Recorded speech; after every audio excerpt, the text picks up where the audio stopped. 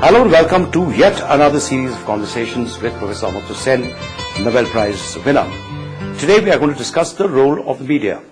The subject was developed to some extent in a report entitled Civil Paths to Peace, which was commissioned by the Commonwealth. The Commission on Respect and Understanding was chaired by Professor Sen. The report stresses a great deal on the role that the media can play. And I want to take this discussion a little further, having been part of it for so long. There is a tendency, it seems to me, worldwide of what is called the dumbing down effect. It's more and more as if the media, and particularly television, is more in the entertainment mode than in the information mode. Now, overall, do you agree with that position? I don't, actually. And I think if you think how many news channels there are in India, it's really quite astonishing. And I love it since I get news. And in America, and since I live in Boston teaching at Harvard, I have to subscribe to a fairly large coverage cable to be able to get 5 or 6 news things, which is in India is absolutely standard. But to get it in America, to get 6 news coming simultaneously, takes a lot of requirement. And I've subscribed to 400 cable channels to be able to get to 6 news, which is really unfortunate. No, I think many countries have that. Pakistan has a lot of news, and when people are worried about violence in Pakistan and the extent of the non-functioning nature of the Pakistan political society, but the civil society also includes excellent papers. It includes the Dawn, the Daily Times, the News, the Nation, and then the periodicals like the Herald and the Friday Times, which of course established itself as in a radical position in a very difficult time early on. So I think in many ways there is a kind of fondness for media across the developing world. And I'm struck by them when I go to West Indies or go to Thailand or Hong Kong, as to, there is this real interest in communication through the media. There is entertainment, of course, also, and there's no way you can get away. And entertainment is such a big part of Indian life, for example. This is, after all, the country of the largest cinema in the world, and so forth. So I think people will be entertained too. I don't see it.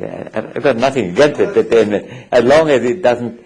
I tell you what does worry me in the media is not the dumbing down.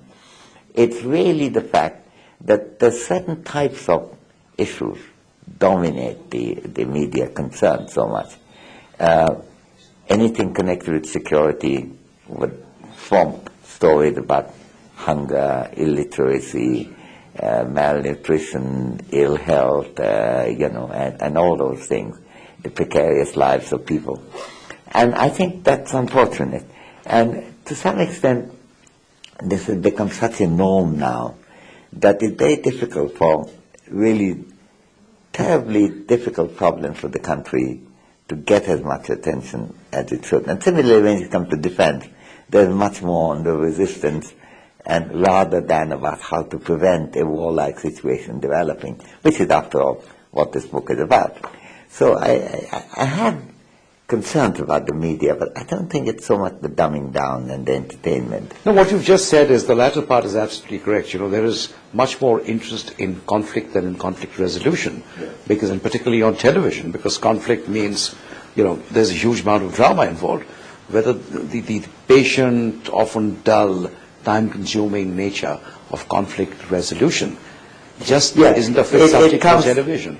It comes sometimes with an odd thing. I see one of the main Calcutta English papers. I guess I shouldn't mention the name of it. I think one of the principal headlines is referring to Manmohan Singh, the Prime Minister, saying Dr. Singh is against the war, against war. Well, obviously he's against war. Who is not? But he was saying everybody is against war. And it's just a question that if we ask for, he was making a point that if we ask for action against terrorists, That's not because we want to wage a war. We would want action against terrorists. But the fact that it sounds like news that the Prime Minister of India is against war, it's extraordinary. That indicates a kind of reading whereby wanting war seems such a prevalent mood in I have to say it's not the public in general.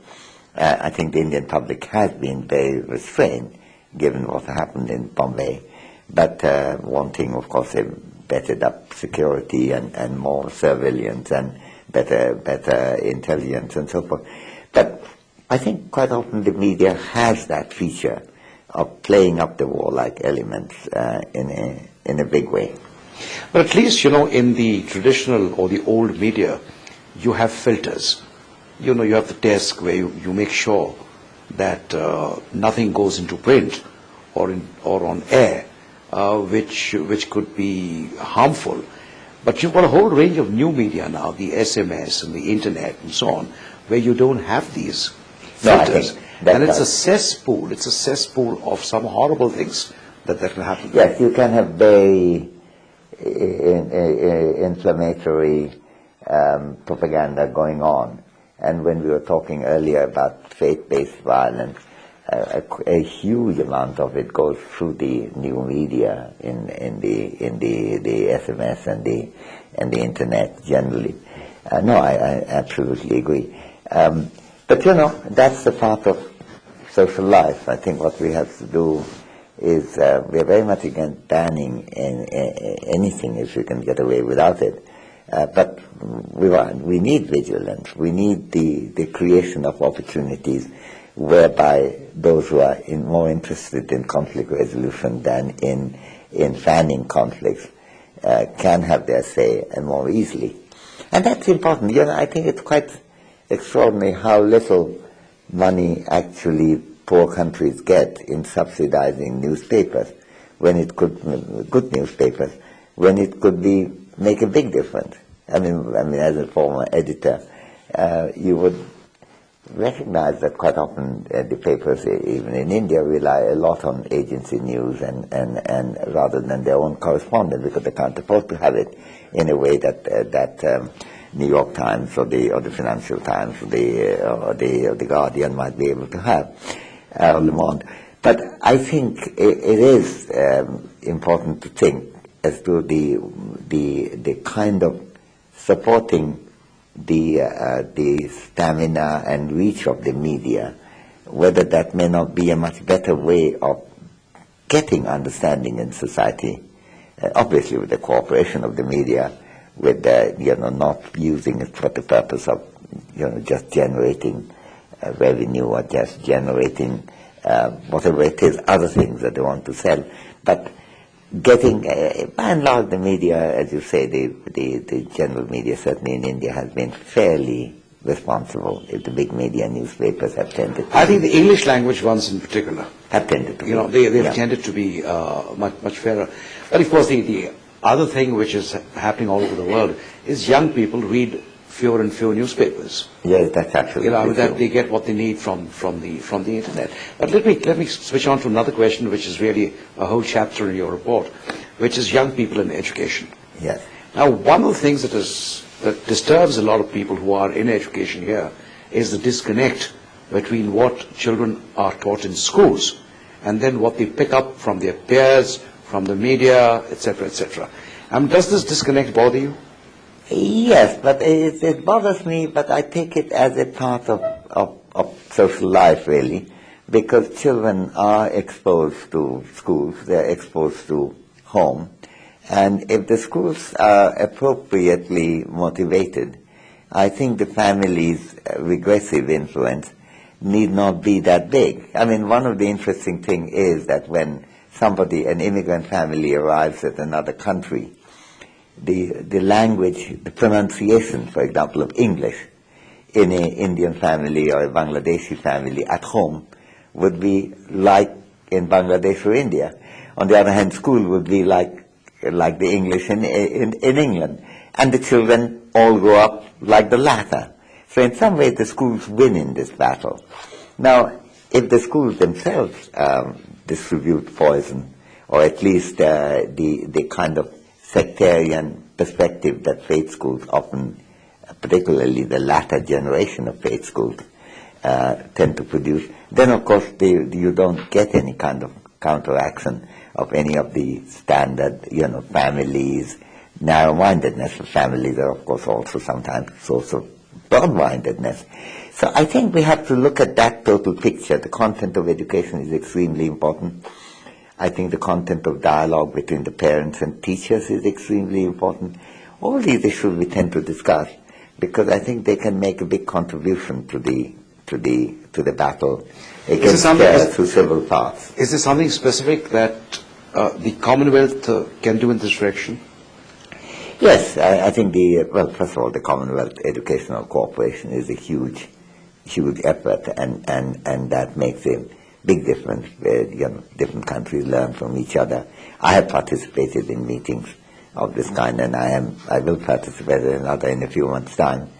And at the same time, there's also a general Commonwealth approach, namely that whatever could be done by dialogue, we have to try that first. That multilateralism is better than unilateral, exclusionary perspectives. And I think all these have implications for education, about the coverage of education, about giving space to other people's point of view. And I think as the Commonwealth as an approach has a big thing to contribute to the nature of education in making life richer and societies more cohesive and more peaceful. And on that delightful note, we end this conversation with Professor Amartya Sen. As we've seen, he discussed at considerable length the role of the media in today's world to safeguard peace and promote understanding.